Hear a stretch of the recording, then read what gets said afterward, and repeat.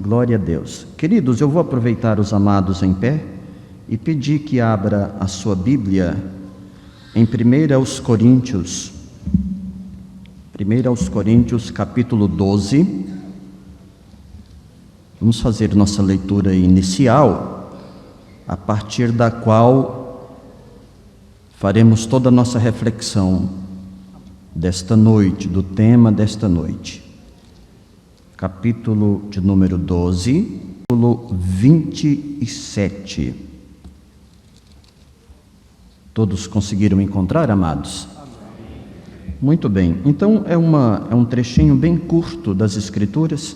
Eu vou fazer uma primeira leitura e gostaria que os amados repetissem na sequência esse versículo 27, que diz assim, Ora, vós sois o corpo de Cristo e seus membros em particular, os irmãos. Ora, vós sois o corpo de Cristo e seus membros em particular. Amém. Guarde esse texto em seu coração, podeis sentar, e nós vamos, a partir desta porção da palavra, expor aos irmãos a ministração desta noite. Essa é a terceira e última plenária, e eu quero, neste momento inicial, louvar a Deus, agradecê-lo, glorificá-lo pela vida do nosso pastor presidente, pastor Sérgio Bernardes, nosso diretor administrativo de educação, pastor Marcos Del Rey, nosso diretor pedagógico da FATEBENE, pastor Davi Teles, pela oportunidade dada a nós, pela confiança em nós depositada para ministrar a terceira plenária da nossa Semana Teológica. Estou sobremaneira feliz, alegre e muito mais do que isso, honrado em poder servir a essa igreja e servir a nossa FATEBENE. Amém, meus irmãos? Louvo a Deus também nessa noite pela grande quantidade de alunos. Deus abençoe os irmãos pelo bom exemplo, pela estada, pela presença. Isso é muito bom e louvável diante do Senhor. Que Deus abençoe todos os alunos da FATEBENE e os que ainda não o são, que estão aqui nessa noite para acompanhar esse encerramento de Semana Teológica. Muito bem, queridos, o nosso tema central, você pode ver no slide, que nós estamos colocando o tema central, para que não percamos o foco. Ele foi as ideologias e a autoridade das Escrituras Sagradas. Isso foi nosso tema central. Houve duas subtemáticas ministradas segunda e terça, e hoje nós estamos com a terceira subtemática, que é a identidade cristã e a missão da igreja. Os irmãos podem ler aí no slide todos juntos?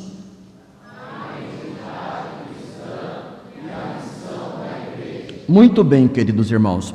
O texto inicial que nós lemos, em 1 Coríntios 12, 27, ele diz, ora, vós sois o corpo de Cristo e seus membros em particular. Esse texto ele já é um ponto de partida para nós entendermos ambas as propostas que estão aqui na temática, que é identidade cristã e missão da igreja. Por quê? Ora, irmãos, quando o texto diz em sua parte A, vós sois, todos vocês compõem o corpo de Cristo, isso é muito bom. Quando fala desta forma, nós lembramos do coletivo, nós lembramos do comunitário, do grupo, do povo reunido. Isso é muito bom.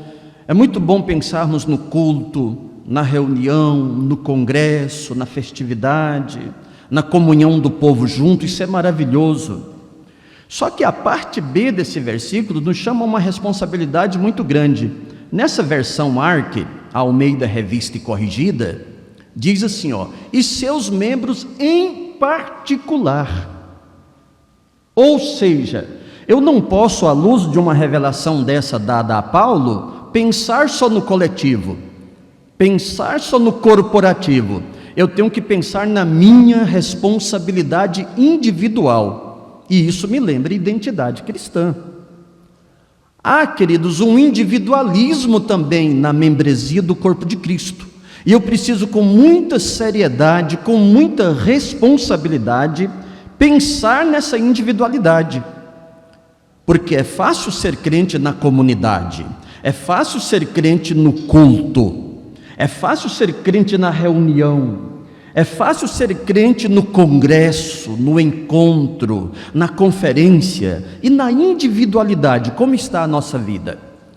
Essa parte B do versículo do apóstolo Paulo me chama a responsabilidade individual, me chama a identidade cristã.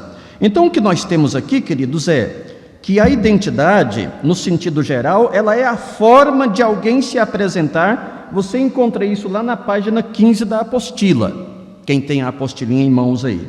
É a forma de alguém se apresentar e de se autoconhecer. Você pode acompanhar comigo só essa parte? Fala após mim, ó. O que é a identidade no sentido geral? Repita, é a forma de alguém se apresentar, e se autoconhecer. São membros do corpo de Cristo no particular. Daí essa expressão está intrinsecamente ligada à parte B do versículo. Seus membros em particular. Há também a sua individualidade. Portanto, não é só a forma de se apresentar, mas também de se autoconhecer. É como se nós começássemos a nossa última plenária já dizendo: eu reconheço, eu me entendo, eu já assumi a minha postura enquanto indivíduo no corpo de Cristo. Eu tenho uma identidade definida, ou eu acho mais fácil ser crente no grupo, grupalmente falando, comunitariamente falando, queridos? Aqui já vem a primeira pergunta provocativa para nós meditarmos. Mas no nosso tema, nós vemos que é dupla, a nossa temática, subtemática, ela é dupla. Portanto, eu já quero informar os irmãos nesse primeiro momento que nós temos a identidade associada a um adjetivo. Não é simplesmente a identidade no sentido geral, mas ela é chamada na nossa temática de identidade cristã. Isso faz um diferencial muito grande, esse adjetivo, cristã. Não é apenas no sentido geral. Portanto, eu tenho um tema duplo aqui, é um tema composto. Nós precisamos primeiramente entender o que é a identidade cristã. A gente precisa entender, e em nome de Jesus, nesses poucos minutos que temos, vamos entender isto. Precisamos entender a missão da igreja. Olha, identidade cristã e missão da igreja é a nossa temática. Mas se eu falar apenas das duas individualmente, pode ficar uma lacuna.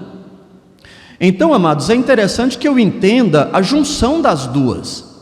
É uma terceira coisa que nós precisamos entender nessa ministração: a identidade cristã e a missão da igreja conjuntas, cooperando. A palavra cooperar aqui, que eu expresso, ela tem um sentido de operar juntamente, as duas operando. A identidade cristã mais a missão da igreja juntas, unidas. Então precisamos entender essas três coisas. E a gente então pode passar aqui o próximo slide. Eu já aproveito para testar aqui o meu controle. Está muito bom, parabéns aos nossos técnicos. Dá uma lida nesses três pontinhos, amados, todos juntos. Primeiro ponto. Segundo ponto. E terceiro ponto. Pronto, as duas coisas. Caso contrário, a gente não vai aproveitar muito bem nossa última plenária. E aqui então, eu vou dividir a minha ministração em três pontos principais.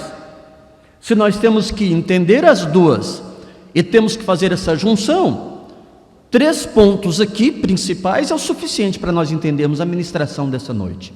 Não vai ficar muito pesado para a nossa memória, para a nossa assimilação, para o nosso entendimento. São três partes.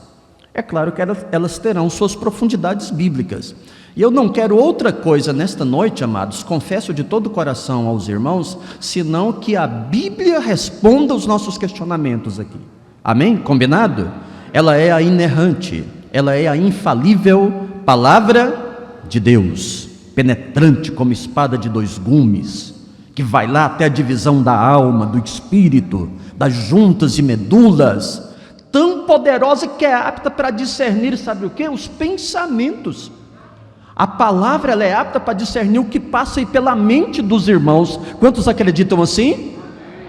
as intenções do seu coração. Então, eu não tenho outra coisa mais poderosa, mais eficaz para responder nossas dúvidas senão a palavra de Deus. E ela vai responder em nome de Jesus. Então, qual é o nosso primeiro ponto? Leia.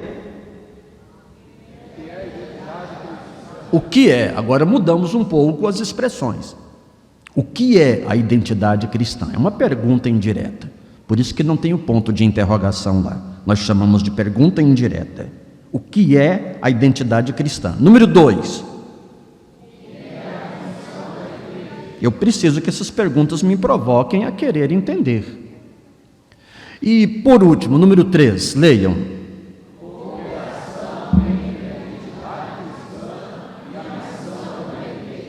Perfeito, queridos. Nós precisamos compreender essa junção e como que elas operam na vida da igreja em prol do reino de Deus na terra. Aqui no nosso tópico sobre identidade cristã, quem está acompanhando na apostila, e agora vamos começar a responder essa pergunta. Amados, a identidade cristã, repita após mim antes de entrar nos tópicos, é o conjunto de particularidades e atributos que caracterizam uma pessoa que está em Cristo. Olha só as condições. Isso é identidade cristã. Estamos começando a responder o que é a identidade cristã. Essa pessoa caracterizada com particularidades em maior número possível, ela precisa, na sequência, ser nascida de novo, diga, nascida de novo, pela transformação do Evangelho. Paulo expressa com muita força e autoridade Romanos 1,16, porque não me envergonho do Evangelho de Cristo, pois ele é o poder de Deus para a salvação de todo aquele que crê. Você está debaixo dessa bênção? De todo aquele que crê, tanto do judeu quanto do grego.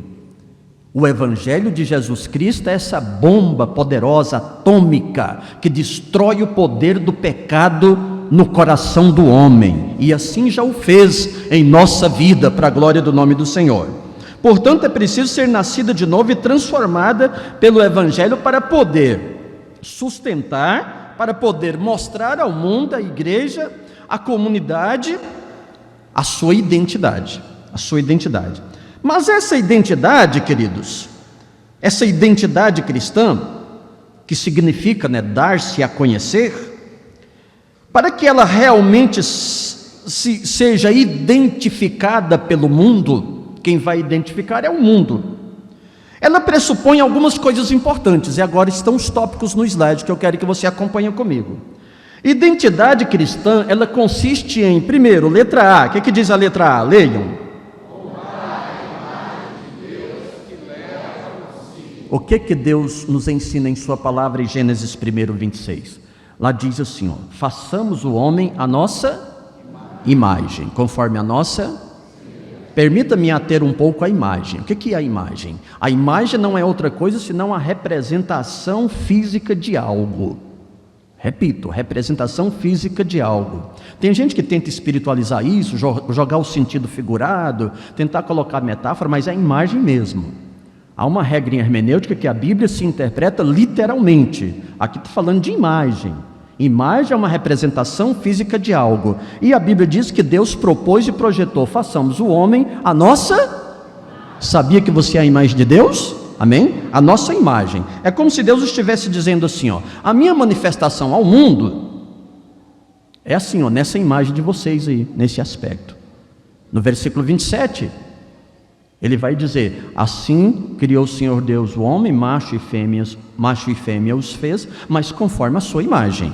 Somos a imagem de Deus. Queridos irmãos, para ser a imagem de Deus, evidentemente, basta nós nos mantermos naquilo em que Deus já projetou em nosso favor, que foi o preço da nossa redenção. Porque o que aconteceu à imagem? Que ela é simplesmente o nosso aspecto físico, isso não resta dúvida. Quando Jesus se manifesta, ou seja, Deus se manifesta através de Jesus 1 Timóteo 2, versículo 5, lá está dizendo que porque há um só Deus e um só mediador entre Deus e os homens, Jesus Cristo.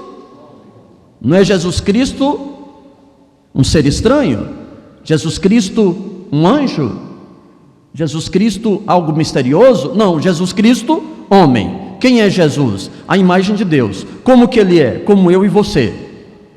Imagem física. O homem aqui não remete à ideia do macho, porque já citei para vocês o verso 27, onde diz que o Senhor Deus os fez macho e fêmea.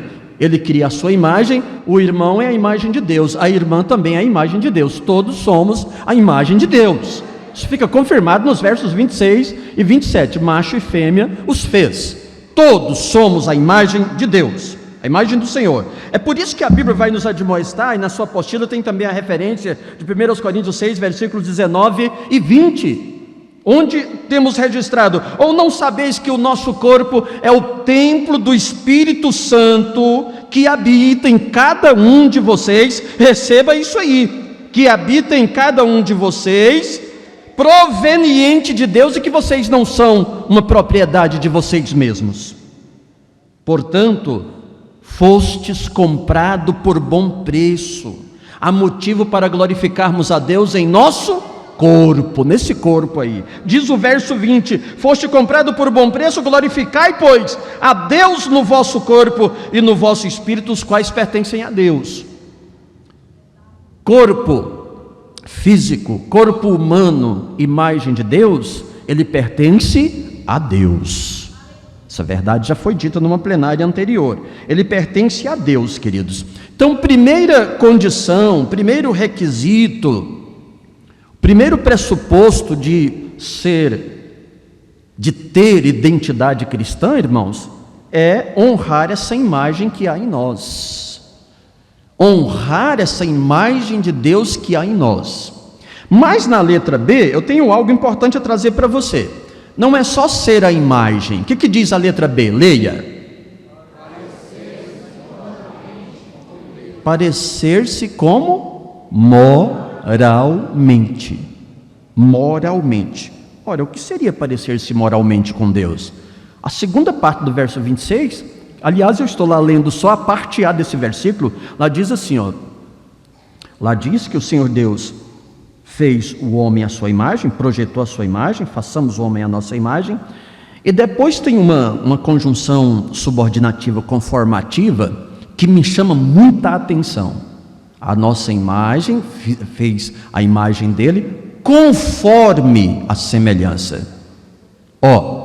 Façamos o homem à nossa imagem conforme a semelhança. Conforme, queridos irmãos, quer dizer de acordo com a semelhança. O que é semelhança? Semelhança é assemelhar-se. Semelhança é parecer-se. É por isso que eu chamo esse segundo tópico, esse tópico B, de um pré-requisito de identidade cristã, é parecer-se com Deus. O que aconteceu com a imagem? A imagem foi deturpada, a imagem foi corrompida com o pecado. Foi ou não foi? Quando Deus diz, façamos o homem, ele estava projetando, o homem já tinha pecado? Não, estava longe disso acontecer. Esse homem a sua feitura é executada, mas ele vem a corromper-se, a imagem foi corrompida pelo pecado. Foi deturpada pelo pecado. Então o que acontece aqui? Perde-se consequentemente a semelhança. Então a imagem, ela ficou condicionada à semelhança. Façamos o homem à nossa imagem conforme, de acordo. Se não tem a semelhança, isso é a Bíblia que está dizendo aqui, não é filosofia nossa. Se não tem a semelhança, logo não tem também parece que não entenderam. Se não tem a semelhança, logo não tem também a imagem. Glória a Deus. Agora os irmãos entenderam.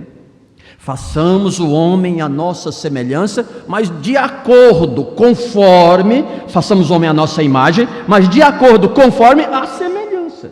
Se ele não se assemelha com Deus, como que ele pode ser a imagem? A imagem foi deturpada. Mas glória a Deus que o versículo que eu já citei de 1 Coríntios, capítulo 6, versículo 20, diz que Deus já pagou o preço para que a imagem fosse resgatada. Você pode glorificar a Deus?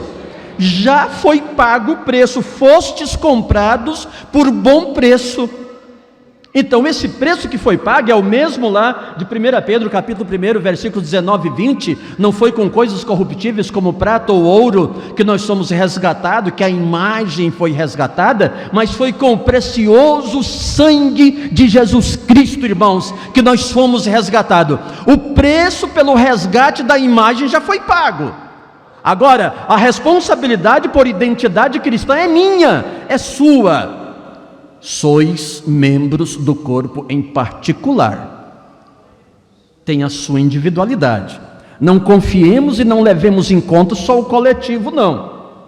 Ir à igreja, estar no templo, estar na reunião, no congresso, na festa, não, tem a individualidade. Identidade cristã, ela vai mover o meu e o seu coração, ela vai falar forte, admoestar forte o meu e o seu coração, nesse aspecto, no aspecto da individualidade. Da individualidade, queridos. Vós sois os membros do corpo de Cristo, cada um é em particular. Note aqui, queridos, o preço foi pago, e então o verso 26 na parte B vai dizer, a imagem de acordo com a semelhança, e semelhança é assemelhar-se, semelhança é parecer-se. E como é que eu me pareço com Deus, professora Mara? Ora, queridos, moralmente, eu estou dizendo nesse tópico que nós precisamos parecer moralmente com Deus. Quando eu falo de um Deus no aspecto moral, eu falo de um Deus justo, de um Deus fiel, de um Deus verdadeiro, de um Deus santo. Muitos outros atributos você vai encontrar nessa lista de características que fazem parte da moralidade de Deus. Deus, igreja, Deus, queridos alunos da FATEBN, é um ser moral perfeito, perfeito. A única forma de resgatar a imagem que foi deturpada pelo pecado é ser a semelhança, é parecer-se com ele. De todas essas características, você nota que na apostila tem pelo menos uma delas, é a da santidade. De Hebreus capítulo 14, verso 12. Vocês sabem até de cor, quer ver? 1, 2, 3. Segui a paz e... Segui a paz e o que mais? Sem a qual... Isso é semelhança moral. Semelhança moral com Deus. É a única forma de você resgatar a imagem. Se é condição sine qua non para que a minha identidade cristã seja, de fato, parecer-me com Deus... moralmente, e com isso ter também a imagem nítida dele para a sociedade, queridos, eu preciso seguir a santidade. 1 Pedro capítulo 1, versículo 15, e como é santo aquele que vos chamou, sede completa, santos, claro demais, não é não? Não falei para você que a Bíblia ia responder tudo? Ser santo é parecer-se com Deus, ser fiel é parecer-se com Deus, buscar a justiça é parecer-se com Deus, ser bom é parecer-se com Deus. Você pode dizer, pregador, você está exigindo demais. Ser bom, o próprio Jesus disse que não há ninguém bom, senão um só que é Deus. Jesus falou aquilo por causa do cinismo do jovem rico, do cinismo do jovem rico. Mas Gálatas capítulo 2, capítulo 2, versículos 18 a seguir ali, e especialmente o versículo 22, está dizendo que uma das virtudes do fruto do Espírito na vida do crente é a bondade, mas o fruto do Espírito é caridade, gozo, paz, longanimidade, bondade.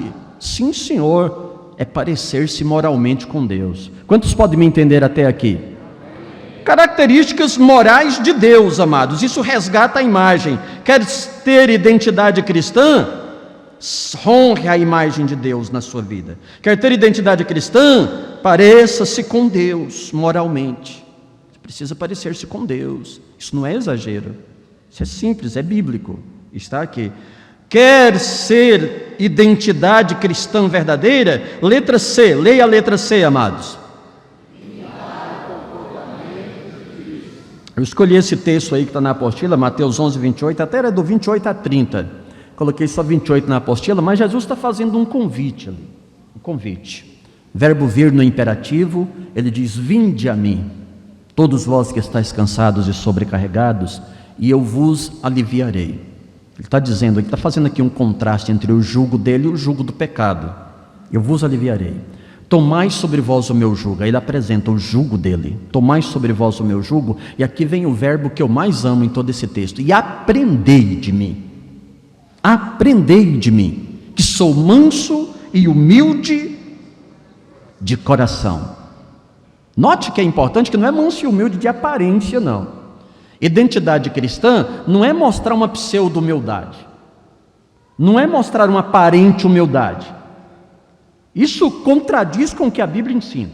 Jesus diz, aprendei de mim que sou manso e humilde, de face, de modo de falar, de modo de me apresentar, não, de coração, íntimo do homem. O mais íntimo do homem, lá está a humildade verdadeira. Lá no íntimo, queridos, olha, manso e humilde de coração, nós precisamos imitar o comportamento de Cristo, 28 a 30. E você vai notar, Jesus conclui dizendo, e você vai notar, meus seguidores, que o meu jugo é suave. Parecer-se comigo, imitar-me, vai fazer bem para você, porque esse jugo é bem mais suave do que viver no pecado. A gente pensa o contrário, não, mas parecer-se com Deus, imitar Jesus, nosso comportamento parecer com o dele é algo muito pesado, é exigir demais para nós. Não, Jesus falou, o jugo é suave, o jugo dele é leve. Nós precisamos parecer-se com ele. Nós precisamos levar em consideração aqui o exemplo do apóstolo Paulo em 1 Coríntios 11, versículo 1. Olha a autoridade e a ousadia do apóstolo. Sede meus imitadores, porque eu sou muito bom, eu sou muito santo. Foi isso que ele disse? Sede meus imitadores, como eu sou de Cristo. Glória a Deus, irmãos. Paulo teve a autoridade e a ousadia de dizer, sede meus imitadores, como eu sou de Cristo. Quer ter identidade cristã? Imite o comportamento de Jesus. Imite o comportamento de Jesus. Isso é identidade cristã. Identidade cristã não é algo tão fácil de se entender. Teria muitas outras coisas para falarmos aqui, mas isso é uma temática para curso, muito profunda, a identidade cristã. Letra D, amados, que diz a letra D? Pressupõe também a identidade cristã, consiste também em viver uma nova vida em Cristo. E nova vida, queridos, é para ser vivida. O versículo textual da Bíblia disso é 2 Coríntios 5,17, todo mundo sabe de cor, né? Assim, pois, se alguém, fala igreja, nova, por quê?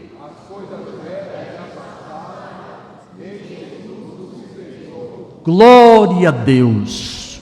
Ainda tem coisa velha aí? Não é identidade cristã. Ainda tem coisa antiga prevalecendo e reinando? Não é identidade cristã. Em meio ao pecado só tem alguém que constrói um reino e um império, Satanás. Paulo vai falar que os que vivem em pecado vivem segundo o príncipe deste mundo, aquele que opera nos filhos da desobediência. Ele impera, mas na nova natureza, queridos, não pode imperar o pecado. As coisas velhas passaram, eis que tudo se fez novo. Para as coisas velhas você morreu, eu morri. E a gente tem que entender essa ideia da morte aqui na Bíblia, que ela é um pouco confusa para algumas pessoas. Mas o que a Bíblia nos ensina? O apóstolo Paulo, em Gálatas capítulo 2, versículo 20, ele vai dizer assim, já estou crucificado com Cristo e vivo.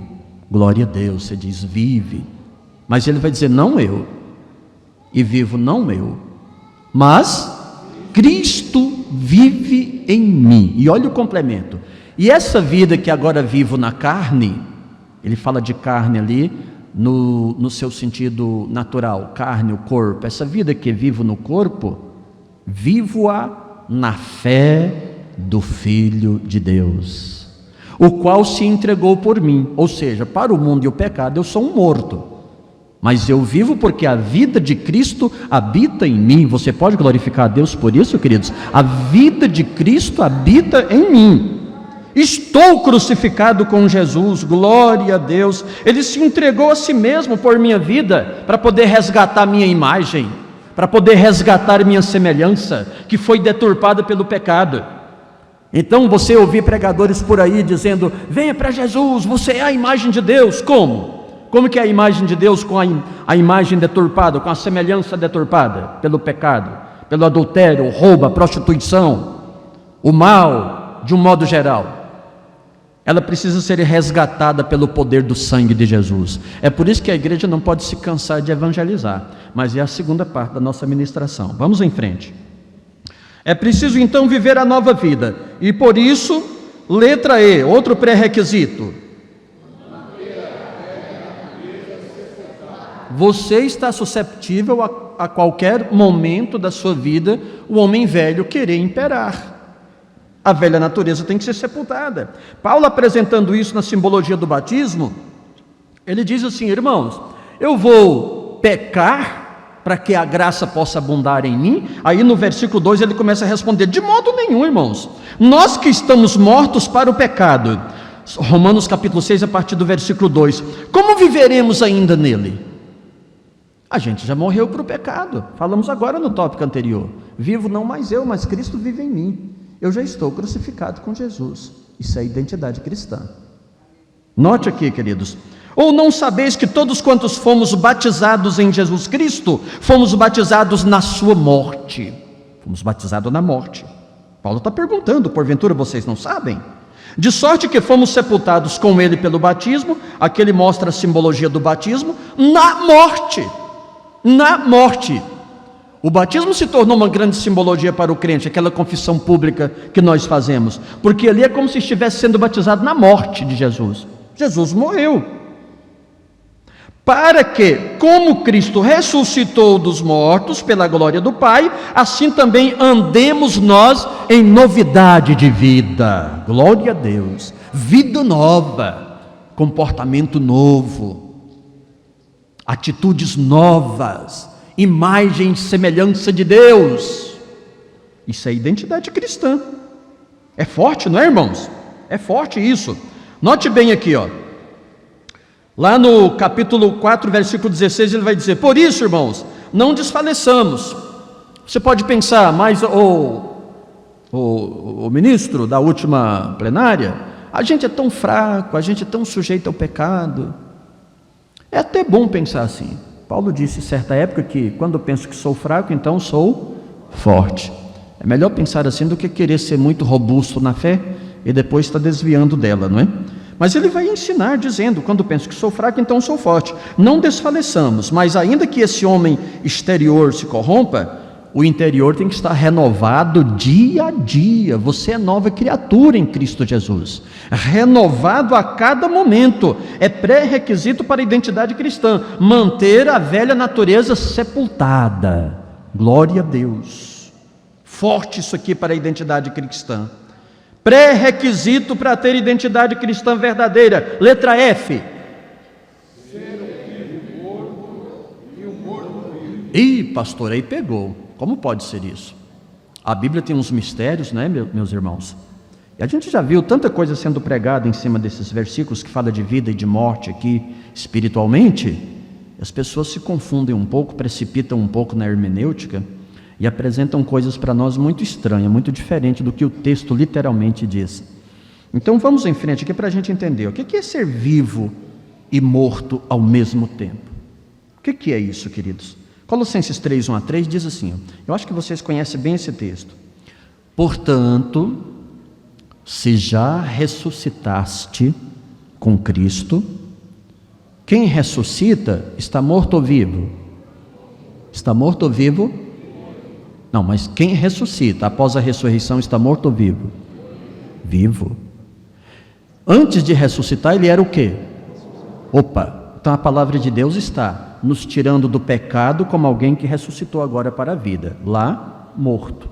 Ressuscitamos, está aqui, ó.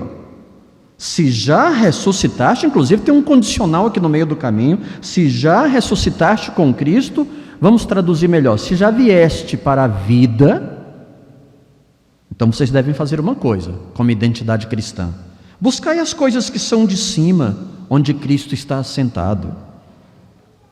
E a gente pensa novamente lá naqueles qualificativos morais de Deus, não é? O que tem lá em cima onde Cristo está assentado? O trono de Cristo, ele é um trono de graça, é um trono de fidelidade, de amor, de misericórdia, de salvação, de poder, de soberania, de glória. Onde Cristo está assentado tem isso e mais coisas que não conseguiríamos listar com a nossa inteligência. Buscar então essas coisas. Eu não quero a identidade cristã, então eu já ressuscitei com Cristo, que foi os primeiros qualificativos que nós estudamos. Então agora eu preciso buscar as coisas que são de cima, onde Cristo está assentado à destra de Deus, e não as que são da terra. Aqui nessa terra são batalhas, guerras espirituais, físicas, naturais, normais, como lá em Israel, como lá na Ucrânia.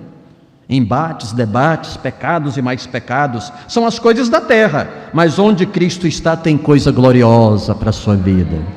Onde Ele está sentado tem coisas profundas e riquezas inigualáveis para a sua vida.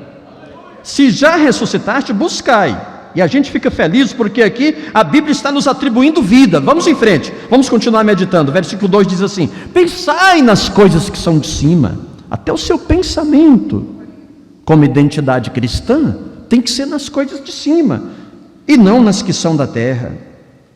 Espera aí, agora a Bíblia vai nos matar de novo. Olha o versículo 3. Porque já estáis, já estáis mortos. Já estáis mortos. Quem está morto aí? Nesse sentido pode glorificar a Deus, que é bom.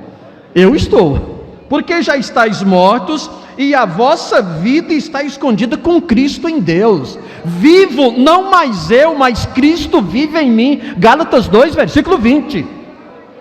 Cristo vive em mim. A vida que eu vivo, Ele está escondida debaixo das asas do meu Salvador. Esta é a vida verdadeira, amados. Já estáis mortos. Então, queridos, o que se pressupõe, que se subentende, o que se interpreta de ser um vivo, mas ao mesmo tempo morto, ou de ser um morto, mas ao mesmo tempo vivo? A Bíblia reiteradamente nos informa isso no aspecto espiritual. Mortos para Deus, evidentemente estará vivo para o pecado. Aos Efésios, capítulo 2, a partir do versículo 1. E vos vivificou, estando vós mortos em ofensas e pecados. Vos vivificou, vos deu vida quando vocês estavam mortos.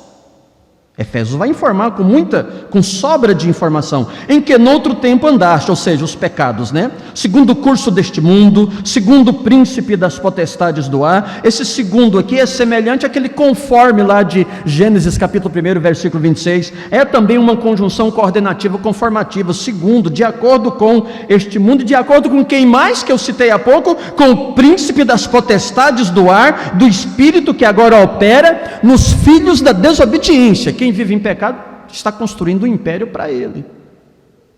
Quem vive segundo o poder do pecado, não é identidade cristã coisa nenhuma, está construindo um império para Satanás. Ele é o príncipe das trevas, entre os quais todos nós, Paulo agora dá um testemunho aqui, antes andávamos nos desejos da nossa carne, fazendo a vontade da carne e dos pensamentos. Já falamos muito de pensamento hoje. E éramos por natureza filhos da ira, como eles também. Era a vida de outrora, a vida de morto para Deus. Morto para quem, igreja?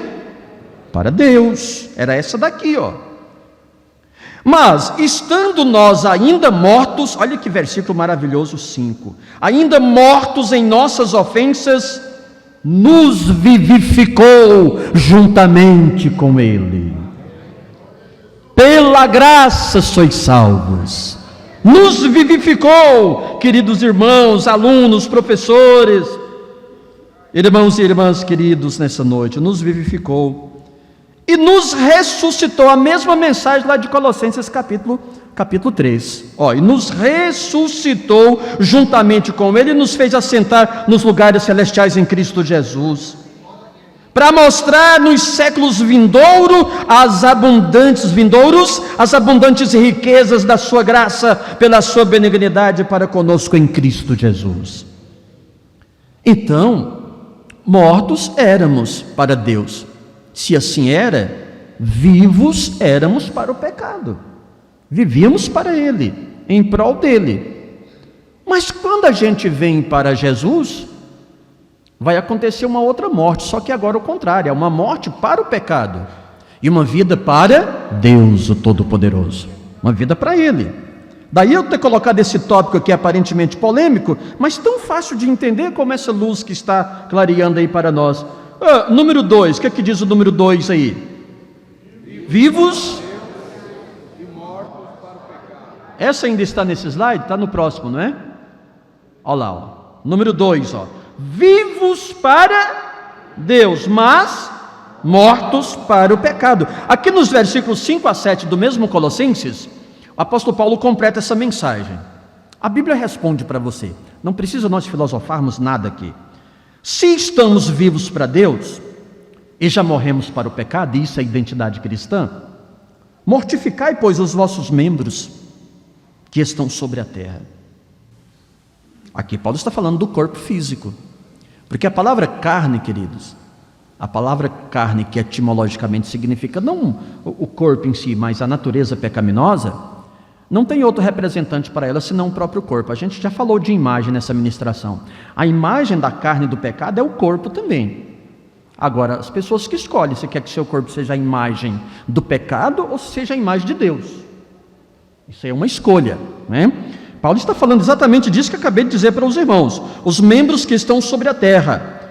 E os pecados são a prostituição, a impureza, o apetite desordenado, a vil concupiscência, a avareza, que é a idolatria, pelas quais coisas vem a ira de Deus sobre os filhos da desobediência, nas quais também em outro tempo andastes, quando vivíeis nela. Lá em Colossenses 3, 5 a 7, na continuação, Paulo explica agora.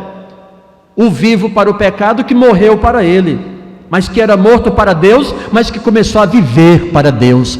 Isso tudo, irmãos, tem um aspecto espiritual e só se explica pela etimologia da palavra, thanatos. Thanatos, no grego, é morte, é o substantivo morte.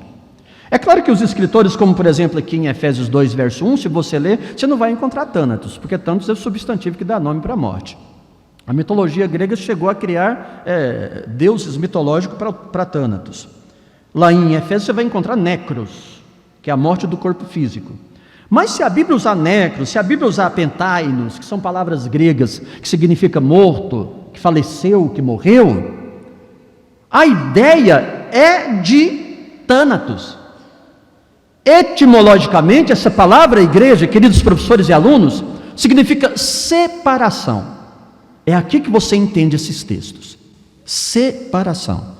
A gente pensa naquela morte, inércia, aquela morte que acaba a vida física. A gente só pensa nessa, não é? Tanto é que tem alguns pregadores por aí que dizem, olha aqui, ó, como a Calvino estava certo. O morto não pode fazer nada, mas que ignorância. Tem que entender o texto. Aqui está falando de morte e separação. Não está falando de morte inconsciência, de morte inércia. É a morte separação, divisão. Isaías 59, quem lembra? Mas os vossos pecados fazem divisão entre vós e o vosso Deus. Esses vossos pecados escondem o rosto de Deus de vós, para que vos não ouça. É a grande parede, é a separação. É morte, queridos, é o significado da morte. Então, quando você lê esses textos que nós estamos estudando, pense neles como separação. Estou vivo para Deus, morto para o pecado, então separado do pecado, unido com Deus. A pessoa que está viva para o pecado, ela está morta para Deus, ou seja, separado de Deus. Quantos entendem até aqui a ministração? Não é difícil, glória a Deus. Ser identidade cristã, queridos, consiste em, letra G, confessar a Jesus como Senhor em Cristo. Tenho realmente identidade cristã em minha vida, na imagem e semelhança de Deus que está em mim? Então eu preciso confessar a Cristo constantemente. A confissão a Jesus, queridos, ela não é só no dia que eu aceito a Cristo. Eu confesso a Cristo em todos os momentos, às vezes até sem palavras. Um monge medieval chamado Francisco de Assis, que aconselhava o povo a pregar o Evangelho, ele dizia assim, ó, pregue, pregue, pregue. Se for necessário, use palavras. Pensamento engraçado dele, né? Se for necessário, use palavras. Sabe quem primeiro prega? É a sua identidade.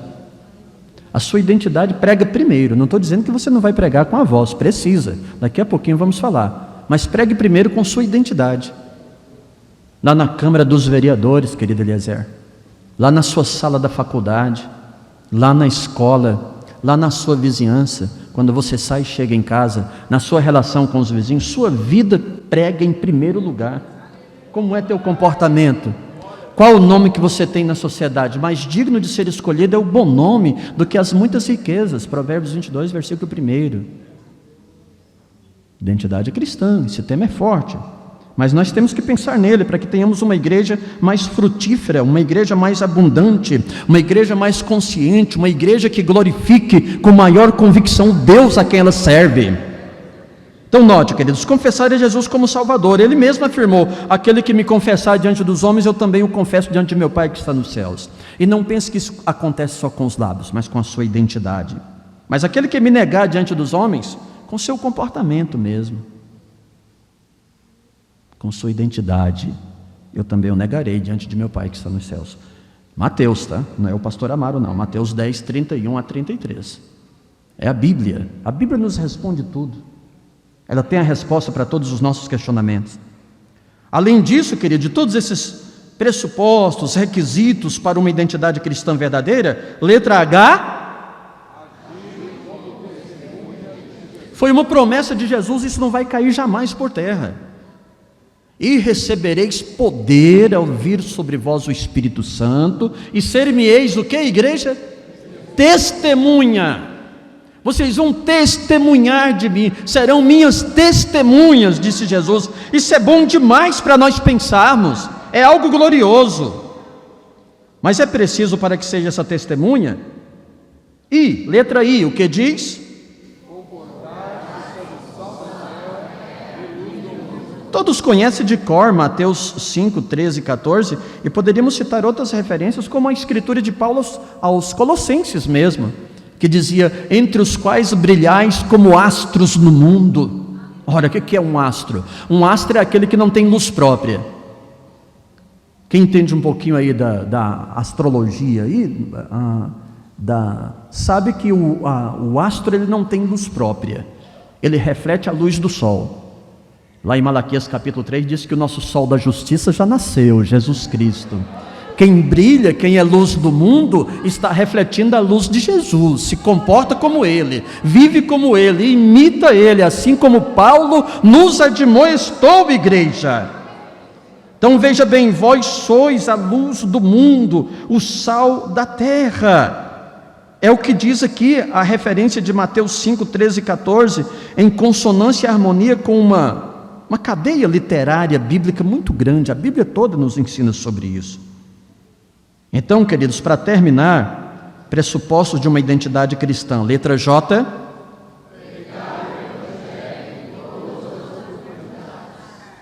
Não pense que você não está pregando com o seu próprio testemunho e com sua própria identidade, mas também não fique com a sua boca fechada. Fale de Jesus. Olha o que a Bíblia nos admoesta: ide por todo mundo, pregai a toda criatura. Pode ser alguém lá na empresa que você trabalha que você nem vai muito bem com a cara, mas você é identidade cristã, prega para ele. Pode ser alguém que você nem gosta muito no meio em que você convive, mas você é identidade cristã, prega para ele, prega para ela. Ministre a palavra para ele e para ela, pregue. Paulo diz assim: se eu anuncio o Evangelho, eu não tenho nada de que me gloriar, lá no capítulo 9, versículo 16 de 1 Coríntios, porque me é imposta, ele usa um termo forte, me é imposta essa obrigação. Ela é naturalmente imposta a mim e a você. E ai de mim se não anunciar o Evangelho. Ou seja, que resultados terei? Paulo pensa lá na frente, pensa nos resultados. Lembra o conhecido hino que nós cantamos: posso, tendo as mãos vazias, a Jesus me apresentar? Note, isso é bem forte. Ele pensa nos resultados. Então, queridos, vamos falar um pouquinho do que é a missão da igreja, porque meus minutos se esvaem desesperadamente. Repassando aqui os slides, eu tenho ali então o segundo tópico. Como é o nome do segundo ponto nosso? Precisamos entender a missão da igreja, queridos, para nós depois então fazermos uma consonância bem harmônica entre as duas, a identidade cristã e a missão da igreja. São duas coisas muito fortes e que andam juntas, intimamente juntas. Queridos, todos nós sabemos que a igreja é a grande representante do reino de Deus na terra. Abundantemente a Bíblia nos informa isso, como em Lucas 17, 20 e 21. Os fariseus queriam saber de Jesus: Senhor, quando é que virá o teu reino? Jesus falou: não é nada disso que vocês pensam, não. O reino de Deus não tem aparência exterior. O reino de Deus não tem como você dizer, ele está instalado ali ou está instalado acolá. Está na igreja tal, na igreja A ou na igreja B. Porque o reino de Deus está entre vós. Glória a Deus. Então Jesus, queridos, ele reinará literalmente no milênio, mas ele já reina entre nós. Cristo já reina. Ele é o Rei dos reis e Senhor dos senhores. Ele é rei. Ele não está só entronizado, ele reina no meio da igreja. Ele reina por meio do seu povo. O seu povo são os seus súditos. Quando eu chamo o povo de Deus de súditos do reino, imagina quão grande é a responsabilidade de sermos identidade cristã neste mundo. Já pensou? Sendo nós súditos? Uma das parábolas de Jesus diz que alguém entrou na festa de núpcias e viu alguém que não tinha a veste nupcial. E logo o chefe diz: ei, cai fora, você não faz parte aqui dos súditos. Você não traz as vestes nupciais. Isso ilustra para nós o que é ser um súdito do reino, viver no reino, trabalhar para o reino. Aliás, é o que a Bíblia nos ensina, né? O que é que diz Mateus capítulo 1, conhecido versículo 6 e 33? Mas buscai primeiro o reino de Deus e a sua justiça. Ora, irmãos, esse texto fica muito claro quando nós pensamos nisso que acabamos de pensar aqui. O reino de Deus está entre vós, você é súdito do reino. Como que você vai deixar o reino para segundo plano? Busque o reino, priorize o reino e a sua justiça. Ainda que nessas referências iniciais, nós poderíamos fazer menção de muitas outras, mas pelo menos lá no Efésios capítulo 1, versículos 20 a 23, onde o apóstolo Paulo nos ensina que manifestou em Cristo, ressuscitando dos mortos, pondo-o à sua destra nos céus, acima de todo principado e poder. Jesus reina, aleluia. Todo principado e poder e potestade e domínio e de todo nome que se nomeia, não só neste século, mas também no vindouro. E sujeitou todas as coisas a seus pés, e sobre todas as coisas o constituiu como o cabeça da sua igreja. O nosso Deus reina, Ele é rei. O reino de Deus está entre nós, espiritualmente. Jesus vai dar essa orientação de forma muito clara, queridos irmãos. Queria te convidar para uma parte aqui da nossa introdução desse tópico, que diz assim, vou correr aqui para nós conseguirmos terminar. Olha, irmãos, por meio da igreja o Senhor reina neste mundo. Você consegue enxergar o que está no slide? Dá para ler? Então vamos ler numa só voz? 1, 2, 3.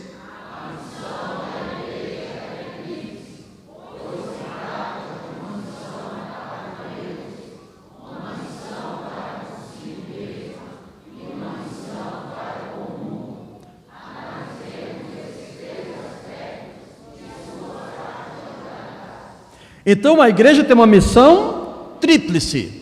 É uma missão para com Deus, é uma missão para consigo mesmo e uma missão para com o mundo.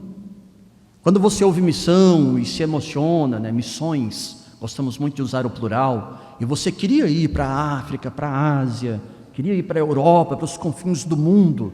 Eu já estou cumprindo a missão aqui na minha igreja? Não é verdade? É preciso pensar nessa missão local. E eu passo aqui o slide para nós vermos alguns detalhes importantes, queridos. Primeiro detalhe que eu trago aqui para os irmãos: a missão da igreja para com Deus. Ora, irmãos, em que consiste a missão da igreja para com Deus? É a adoração verdadeira, irmãos. A adoração. A missão da igreja para com Deus é a mesma missão dos anjos: adorar, glorificar, bendizer, enaltecer, cultuar, prostrar-se, orar. Essa é a missão da igreja para com Deus. Temos feito isso com frequência? É uma prática da nossa vida? É uma missão, amados. Número 1, leia, número 1. Muito bem, aí tem um entre parênteses, eu vou explicar para os irmãos. A palavra hebraica é shahá. Shahá significa prostrar-se, reconhecer o valor de. A gente encontra essa etimologia na Septuaginta, em Apocalipse 4:11, em Êxodo 33:10 da Septuaginta, e no Novo Testamento grego, Apocalipse 4:11 e João 4:24. Adoração no sentido de prostrar-se diante de Deus. Essas referências diz que digno é o Senhor, a de Apocalipse 4:11, de receber a glória, a honra, o poder, porque Ele criou todas as coisas e por sua vontade todas as coisas são e foram criadas. É um Deus todo-poderoso, por isso Ele é digno da nossa adoração. O povo lá em Êxodo 33:10 prostraram-se e adoraram diante da presença de Deus, quando Ele se manifesta na tenda. É o Shachá, adora a Deus. Então é preciso que a igreja conscientize-se do ato de adorar, queridos irmãos. Tem mais coisas boas para a gente vermos aqui, vamos para frente. Número 2.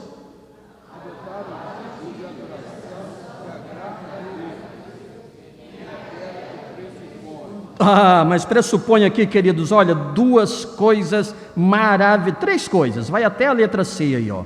A verdadeira adoração, amados, ela pressupõe primeiramente o quê? A fé, letra A, a fé. Abraão, pega o teu filho, o teu único filho, vai ao Moriá e oferece-o em holocausto. Abraão encara aquilo como ato de adoração. Hebreus 11:6 diz que sem fé é impossível agradar a Deus.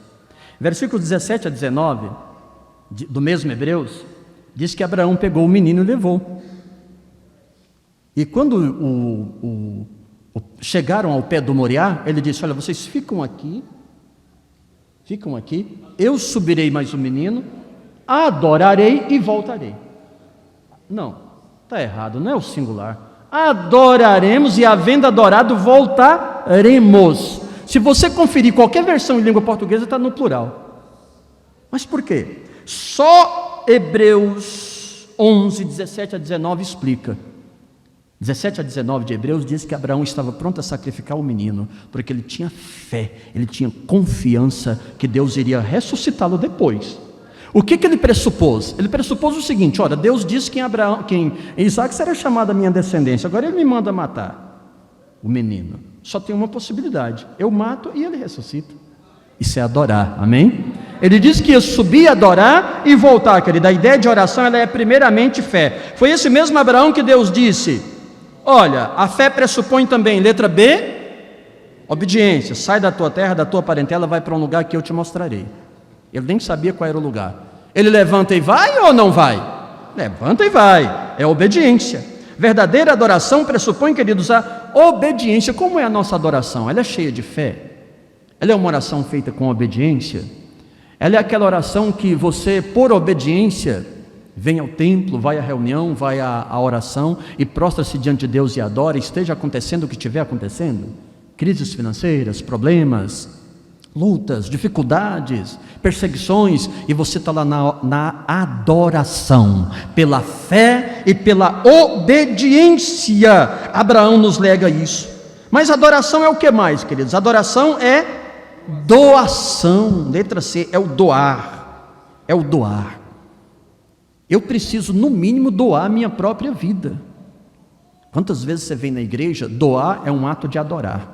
Quando você doa, quando você dá, quando você abre a mão, seja o dízimo, seja a oferta, seja a sua vida, seja o seu louvor, você está adorando de verdade. É uma doação que não tem como foco você, mas o Deus Todo-Poderoso. Eu nunca seria o centro, mas o Deus que é digno de adoração. Diz o salmista: dai ao Senhor a glória devida ao seu nome, trazei oferendas e entrai nos seus átrios com louvor. O que é que você está trazendo para Deus?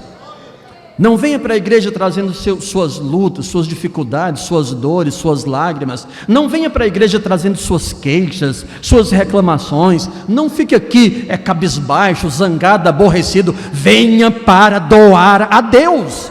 Traga as suas oferendas a Deus, porque Ele quer receber de bom grado de você. É verdadeira adoração. Número 3, queridos, leia o 3. Mais uma vez, ficou fraco. 3.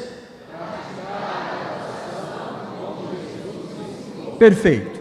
praticar a adoração como Jesus ensinou. Nos versículos 23 e 24, Jesus vai dizer assim: mas a hora vem, e agora é, falando a samaritana, em que os verdadeiros adoradores, a parte qualquer invenção de adoração por aí, a Bíblia está falando dos verdadeiros, que os verdadeiros adoradores adorarão o Pai como?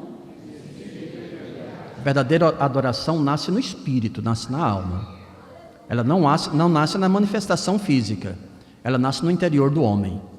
Conceito seu, pastor? Não, vocês acabaram de ouvir na Bíblia. Acabaram de ouvir na Bíblia. Importa, então ele completa dizendo assim, adorarão o Pai em espírito e em verdade. E o que Jesus fala aqui é impressionante para mim e para vocês. Se os irmãos nunca pararam para pensar nisso, a gente tem que rever nossos conceitos de adorador. Porque ele diz assim, e o Pai procura exatamente a tais que assim o adorem. Isso é sério, irmãos. Adoração é uma coisa que nós precisamos ainda muito, temos muito que estudar ainda na Bíblia. E diz o versos 23 e 24: Deus é Espírito, e importa que aqueles que o adore em espírito e em verdade. Ou seja, é só no templo?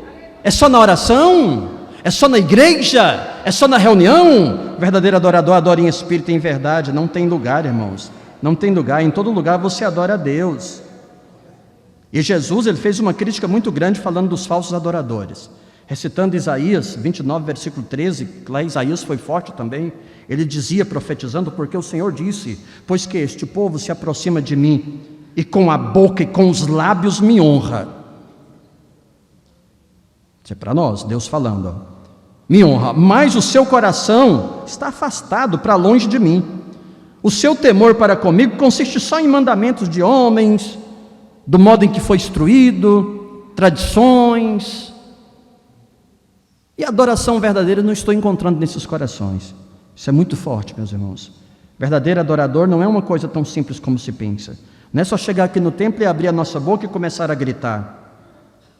O que diz o número 4? Leia o 4, queridos. Manter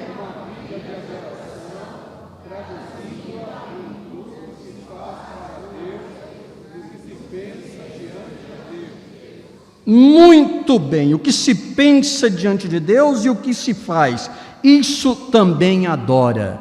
Escrevendo aos Filipenses, Paulo apresenta uma lista muito maravilhosa, lá no capítulo 4, versículo 8, onde ele diz: quanto ao mais, irmãos, tudo que é verdadeiro, honesto, justo, puro, amável, boa fama, se há algum louvor, se há alguma virtude, é isso que você deve pensar. Há louvor, há adoração, é virtuoso diante de Deus, então pense nisso. É incrível como o nosso pensamento adora. Tudo quanto fizerdes, diz Colossenses 3, versículo 23, tudo, aqui temos o termo absoluto, o pronome indefinido tudo. Tudo quanto fizerdes, fazei-o de todo o coração, como ao Senhor, e não aos homens. Isso é adorar, irmãos, é adorar. Então a gente precisa ter muito cuidado com esse conceito de adoração, queridos irmãos. Olha, a emoção, a adoração pode até gerar emoção, mas emoção não gera adoração, irmãos. Tem muita gente querendo gerar adoração na reunião via emoção. Vou emocionar, vou usar algumas estratégias, vou usar umas técnicas de pregador que eu aprendi, vou pôr o povo para chorar. Aí então a adoração acontece. Você tem certeza que é isso que a Bíblia ensina? A adoração verdadeira, ela pode gerar emoção. Pode sim, não resta dúvida, mas emoção não gera adoração. Letra B, o que diz a letra B, queridos?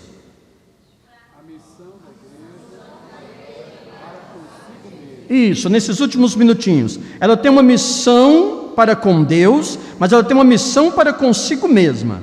Eu posso resumir essa missão da igreja para consigo mesma? Dá uma olhada, o slide está atrasado, não está? Eu vou avançar ali, para a gente entender. É essa? A missão da igreja para consigo mesma. Número 1. Sim, ministrar aos santos. João 13, 15. Jesus ali, ele diz assim, porque eu vos dei o exemplo. Note, Jesus não está dizendo porque eu vos dei a doutrina, porque eu vos dei a prática. Agora vocês têm que ir para a igreja, cada um com uma bacia de água. Não é isso. Jesus está dizendo que ele apresentou uma ilustração. A ilustração que representa o servir. Servir, só isso. Então, ministrar aos santos é isso, é a capacidade de servir.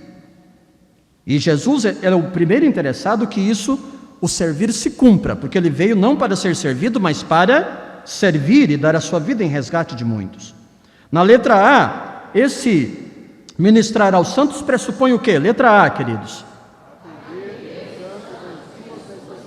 Necessidade de aspecto, primeiro pontinho. Segundo pontinho.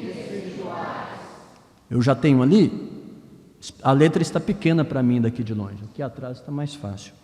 Espirituais, sociais e espirituais, e isso ninguém pode negar, que os santos precisam da nossa assistência. É preciso também, letra B, queridos, exercer o ministério cristão. Nós estamos falando aqui de uma missão da igreja para consigo mesma. Ora, irmãos, o ministério cristão, ele é dado de várias formas, ele é muito multiforme. Ele não está apenas aqui nos pastores que assumem nossos púlpitos, que nos lideram, que administram a sua igreja, mas pode ser usado, olha só, para você ter uma ideia, sendo usado pelos dons que ele distribuiu à igreja. Esses dons aí na nossa lista, eles podem ser, primeiramente, dons espirituais. O que mais que eles podem ser? Acho que avancei demais, né? Dons ministeriais. E podem ser o que mais? Dons naturais. Até o dom natural, seu Deus quer usar em prol da sua obra. E pode ser, por último, dons? Sim. Se alguém reparte, faça isso liberalmente. É um ministério glorioso que Deus te deu. A igreja tem uma missão para consigo mesma. Se a igreja olhar para essa missão, ela não dependerá nunca de ninguém, senão de si própria para o seu autossustento na sua caminhada aqui na terra. E o último tópico dessa parte, e eu também vou parar porque o nosso horário venceu, é a letra C. O que diz a letra C? Que é a evangelização, meus irmãos. O primeiro desafio, avança um pouquinho na sua apostila e também no slide aí, os meninos que estão me ajudando. O primeiro desafio dessa evangelização é a explosão demográfica do mundo. O mundo hoje, irmãos, são 8 bilhões de pessoas. Demorou tanto para ter 250 milhões, durou 4.000 anos para ter 250 milhões na época de Cristo. Durou mais 1.500 anos para chegar à sua primeira metade de 1 bilhão, 500 milhões, que foi na época de Lutero. Mas daí, 300 anos depois, alcançou o seu primeiro bilhão. Que coisa assustadora, né? Aí os estudiosos começaram a chamar de explosão demográfica. Explosão. Depois dos anos 80 para cá, parou de dobrar. Essas 2 últimas décadas também parece que pisaram no freio da reprodução humana. Mas isso não anula o grande desafio demográfico da igreja. Eu vou encerrar minha ministração aqui, nessa palavra. Quantos mil habitantes tem São Bernardo do Campo? Quem tem uma ideia aí? 900 mil? Quantos membros tem todas as igrejas evangélicas reunidas de São Bernardo do Campo? Alguém tem essa estatística? Não tem, né? Mas será se as igrejas todas, incluindo a nossa que é a maior, eu acho que não tenho dúvida quando eu digo isso, a maior de São Bernardo, nós temos, são 900 mil habitantes, nós temos 200 mil evangélicos em São Bernardo? Temos, Eliezer? O vereador Eliezer está afirmando que tem. Mas 200 mil já faz a gente ficar satisfeito e feliz? Então, queridos, está na hora da igreja encarar sua missão para com o mundo, que é a evangelização. Mas tem o desafio das seitas falsas, tem o desafio das religiões que não aceitam, não admitem que Jesus seja o Salvador. Tem o desafio do ateísmo, do ceticismo da sociedade atual. São muitos desafios. Vamos ficar em pé para nós orarmos, encerrando essa palavra. E em outra oportunidade você poderá ouvir na sua igreja o pastor ministrando a apostila. Essa apostila está indo com os pastores sobre muitas coisas que nós temos para pensar aí. Que Deus nos ajude, nos abençoe e nos alcance com sua graça. Deus, eu te louvo, Pai, por ministrar tua palavra nesta noite. Que o Senhor alcance cada um com tua bênção, com teu milagre. Ó Deus, em nome de Jesus, para que possamos ser verdadeira identidade do Senhor, para que cumpramos a missão da igreja, para que unamos, ó Deus, essas duas coisas, Pai, identidade cristã e missão da igreja, e façamos com que a igreja do Senhor seja uma grande potência, Pai, de libertação, de socorro a uma sociedade que clama por socorro. Nós oramos agradecidos em nome de Jesus. Amém. Meus irmãos, só um pouquinho de pés. Que palavra maravilhosa. Você cresceu esses 3 dias? Amém. Hoje nós vimos a identidade cristã e a missão da igreja. Nós queremos que os irmãos voltem para suas casas, felizes, os nossos alunos do básico, do médio, do bacharel, do CMCA, do ministério, aliás, do curso de estudo indutivo da Bíblia, e dos demais cursos, alunos aqui da sede da FATEBENE em Rua Banda, também das extensões, alunos que estão online à distância, alunos que nos assistiram pela rede social, Facebook, YouTube, e outros irmãos que fazem parte do corpo de Cristo. Nós queremos que você continue crescendo, continue se aprimorando, como o pastor Marcos Del Rey mencionou. Abrace um dos nossos cursos.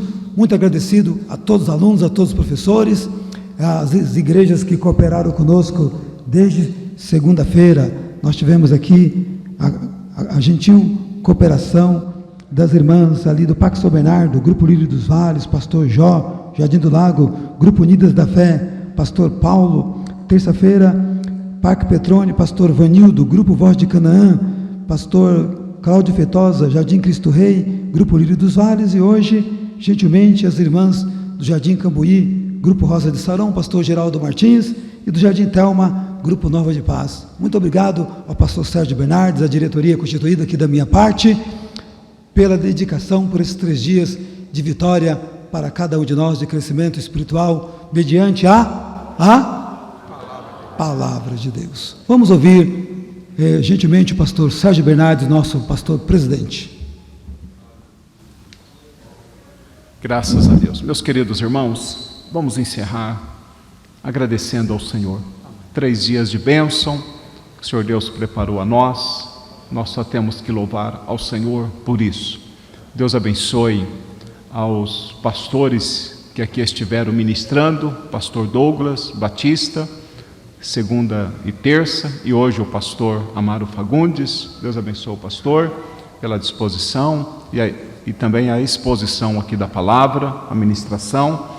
Também na nossa FATEBENE, pastor Marcos Del Rey, pastor Davi Teles, são os diretores administrativos e pedagógicos. Deus abençoe os pastores pelo empenho, pela organização, aos nossos alunos, professores. Deus abençoe, que bom tê-los entre nós, fazer parte desta família e do aprendizado da palavra do Senhor. Deus abençoe os nossos pastores pelo empenho, o apoio e a participação também nesses dias. A diretoria da mesma forma. Deus abençoe a cada um dos participantes, em nome do Senhor.